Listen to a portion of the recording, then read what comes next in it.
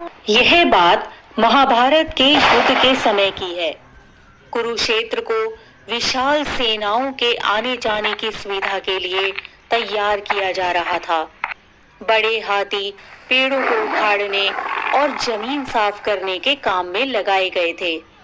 उनमें से एक पेड़ पर एक चिड़िया का घोंसला था, जिसमें वह चिड़िया अपने 4 बच्चों के साथ रहती थी। जब उस पेड़ को हाथी ने उखाड़ा तो उस छोटी सी चिड़िया का घोंसला जमीन पर गिर गया।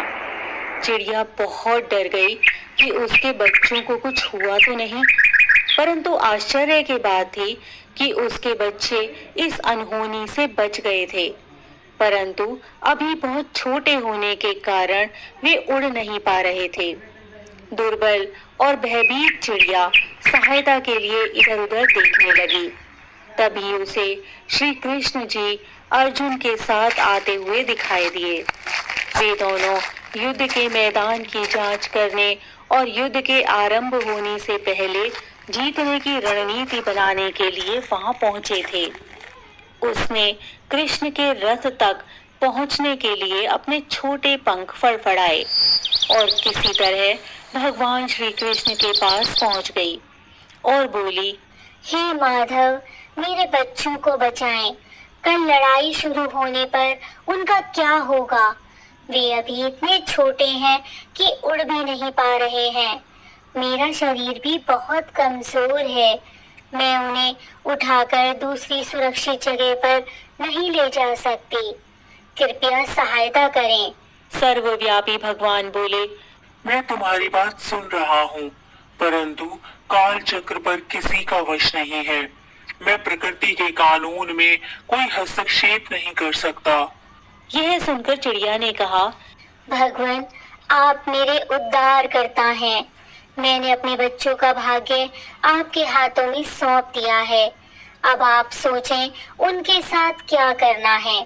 चिड़िया ने विश्वास और श्रद्धा के साथ कहा, प्रभु, आप कैसे और क्या करते हैं यह न मैं जान सकती हूँ और न ही कोई और, परंतु इतना जरूर जानती हूँ कि आप स्वयं काल के नियंता हैं।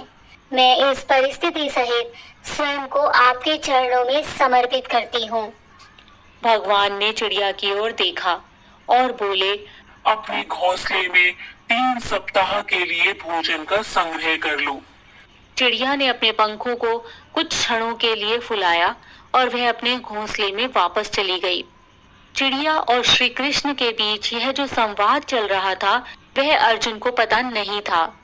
2 दिन बाद शंख के उद्घोष के साथ युद्ध आरंभ हुआ। कृष्ण ने अर्जुन से कहा, पार्थ, मुझे अपने धनुष और बाण तो जरा। अर्जुन चौंक गए क्योंकि कृष्ण ने युद्ध में कोई भी हथियार न उठाने की शपथ ली थी। आज्ञा दे केशव, मेरे तीरों के लिए कुछ भी अभेद्य नहीं है, अर्जुन ने कहा। परंतु श्री कृष्ण ने चुपचाप अर्जुन से धनुष लेकर एक हाथी पर निशाना बनाया।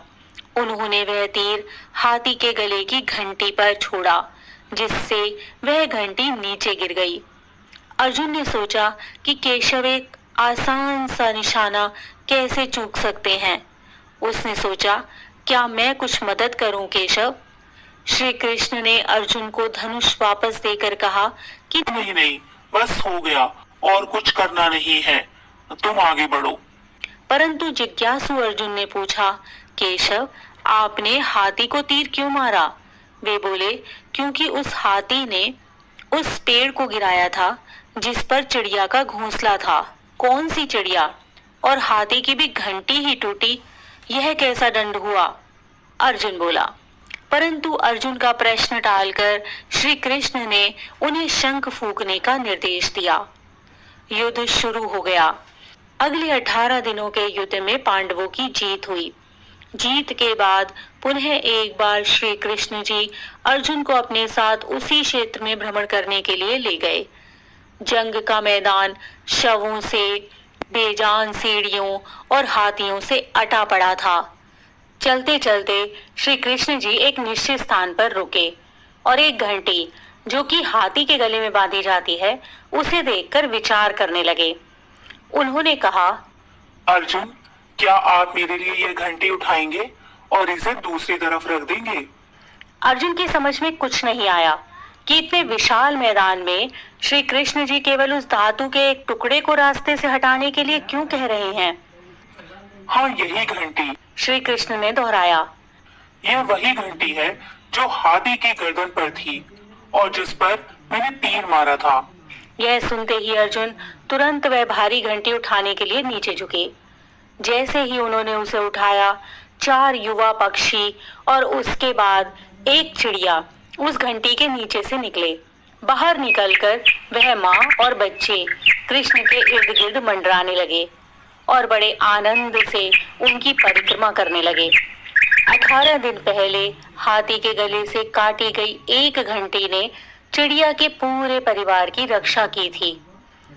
अर्जुन बड़े दया भाव और श्रद्धा के साथ कृष्ण की ओर देखते हुए बोले, मुझे क्षमा कर दो केशव, आप जगत पालक हैं, मैं यह भूल गया था। इसी प्रकार की अन्य व्रत एवं पौराणिक कथा कहानियों के लिए हमारे चैनल को सब्सक्राइब और शेयर करें ताकि आप भी दूसरों तक इन्हें पहुंचाकर धर्म लाभ प्राप्त कर सकें।